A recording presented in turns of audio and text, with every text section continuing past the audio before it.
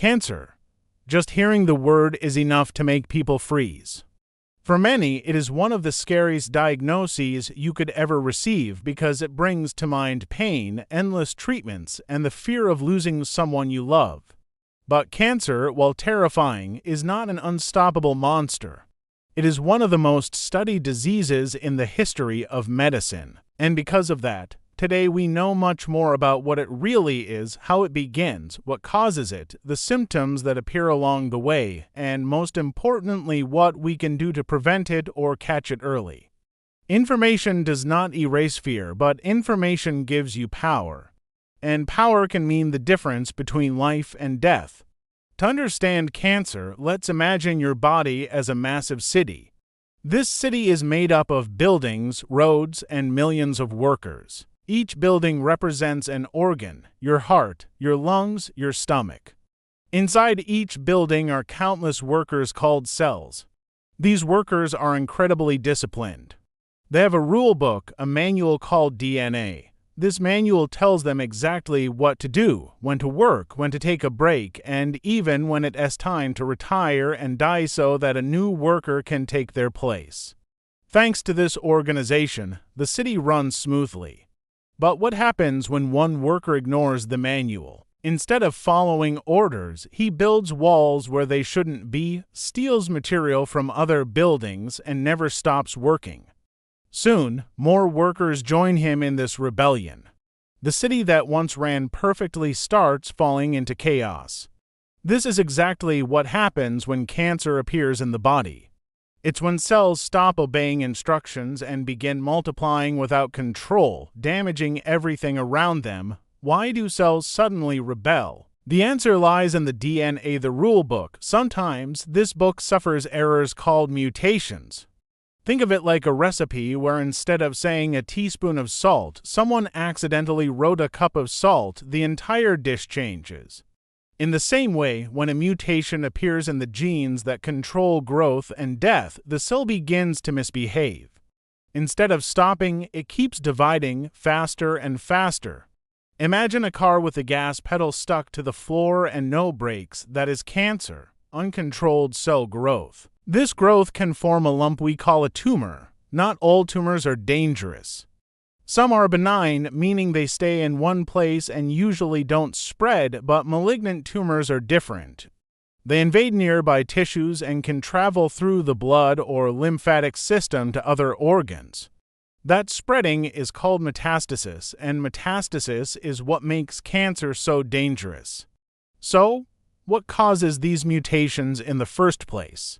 Sometimes mutations are inherited from your parents. This is called genetic predisposition. It's like being born with a few misprinted pages already in your instruction manual. Families with a history of breast cancer or colon cancer, for example, may pass down those risks. But the majority of mutations don't come from inheritance. They happen throughout life due to environmental and lifestyle factors. Tobacco is the #1 villain. Smoking doesn't just damage the lungs. It's linked to more than 20 types of cancer, including the mouth, throat, bladder, and kidney. Cigarettes fill the city with toxic smoke, damaging the walls and corrupting the instructions of the workers. Alcohol, especially in large amounts, is another silent enemy. It damages the liver, esophagus, and stomach, increasing cancer risk. Diet plays a huge role as well.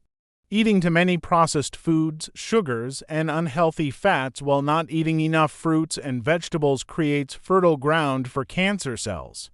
Obesity and lack of physical activity are like fertilizer for those rebellious cells. On top of that, pollution, pesticides, industrial chemicals, radiation, and even certain viruses can trigger cancer-causing mutations. The encouraging part is that while we cannot control everything, we can control a lot. Experts estimate that at least 40% of cancers could be prevented by changing our daily habits. Not smoking, limiting alcohol, keeping a healthy weight, exercising regularly, eating natural, whole foods, protecting our skin from the sun, and getting vaccinated against viruses like HPV and hepatitis B are all simple but powerful choices. Prevention does not mean living in fear. It means making small decisions every day that build a strong shield over time. But one of the greatest challenges is that cancer can be silent in its earliest stages. It creeps in quietly, often without obvious signs until it has grown. Still, our bodies usually send out warning small red flags that something is wrong. The problem is people often ignore them. Unexplained weight loss, extreme fatigue that doesn't improve with rest, recurring fevers, persistent pain, unusual bleeding, lumps or masses, changes in skin such as moles that grow or change color, a cough that won't go away, difficulty swallowing, loss of appetite, or changes in bowel habits. All of these are signals. No, they don't always mean cancer, but they are messages that something inside needs attention. Ignoring them gives cancer more time to grow. Acting early can save your life. Let's talk about the most common cancers. Breast cancer is the most frequent among women, but when caught early through mammograms or self-exams, the chances of survival are extremely high. Prostate cancer affects many older men and can be found through blood tests and medical checkups. Lung cancer, strongly linked to smoking, remains one of the deadliest. Colon and rectal cancers are also very common, but the good news is they can be detected and prevented with colonoscopies. And then there's skin cancer, often underestimated, yet one of the most preventable cancers simply by using sunscreen and avoiding tanning beds. Knowing which cancers are most common and how they redetected gives us better awareness and a real chance to act before it is too late. Now, let's address the myths. Misinformation about cancer is everywhere. One myth says cancer is always a death sentence. That's not true. Many cancers, when detected early, have very high cure rates. Another myth is that only old people get cancer. In reality, it can appear at any age, even in children. There's also the belief that treatments are worse than the disease itself. But science has advanced enormously, and today therapies are more precise, less aggressive, and more effective than ever before. Believing these myths delays medical help, and those delays cost lives. Knowledge is protection. Cancer doesn't only attack the body, it shakes the mind and the heart. A diagnosis is like an earthquake, not just for the patient, but for the whole family. Fear, sadness, and uncertainty take over. That's why emotional support is as important as medical treatment.